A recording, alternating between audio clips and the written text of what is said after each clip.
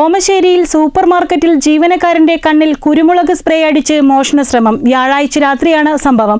പ്രതി സോണി ജോണിനെ നാട്ടുകാർ പിടികൂടി പോലീസിൽ ഏൽപ്പിച്ചു. താഴെ ഓമശ്ശേരി താമരശ്ശേരി റോഡിൽ AI ക്യാമറയ്ക്ക് സമീപം ജനനന്മ സൂപ്പർ മാർക്കറ്റിലാണ് ജീവനക്കാരന്റെ കണ്ണിൽ കുരുമുളക് സ്പ്രേ അടിച്ച് മോഷണം നടത്താൻ ശ്രമം നടന്നത്. വ്യാഴാഴ്ച രാത്രി 9:30 സംഭവത്തിൽ കോടഞ്ചേരി ചെമ്പുകടവ് സ്വദേശി സോണി ജോണിനെ നാട്ടുകാർ പിടികൂടി പോലീസിൽ ഏൽപ്പിച്ചു. സാധനം വാങ്ങാനെന്ന വ്യാജേന ഇയാൾ സൂപ്പർ മാർക്കറ്റിൽ എത്തുകയായിരുന്നു. ബില്ലിംഗ് കൗണ്ടറിന് സമീപമെത്തിയ ഇയാൾ പെട്ടെന്ന് ജീവനക്കാരനായ അജിത് കുമാറിന്റെ മുഖത്തേക്ക് കുരുമുളക് സ്പ്രേ അടിച്ചു. ജീവനക്കാരൻ ഉടൻ തന്നെ ഇയാളെ പിടികൂടിയെങ്കിലും പ്രതി ഉതറിയോടാൻ ശ്രമിച്ചു. തുടർന്ന് നാട്ടുകാർ മോഷ്ടാവിനെ കീഴടക്കുകയായിരുന്നു. വിവരമറിച്ചതിനെ തുടർന്ന് കൊടുവള്ളി പോലീസ് സ്ഥലത്തെത്തി പ്രതിയെ അറസ്റ്റ് ചെയ്തു. കണ്ണിന് പരിക്കേറ്റ അജിത് കുമാറിനെ ഓമശ്ശേരിയിലെ സ്വകാര്യ ആശുപത്രിയിൽ പ്രവേശിപ്പിച്ചിട്ടുണ്ട്.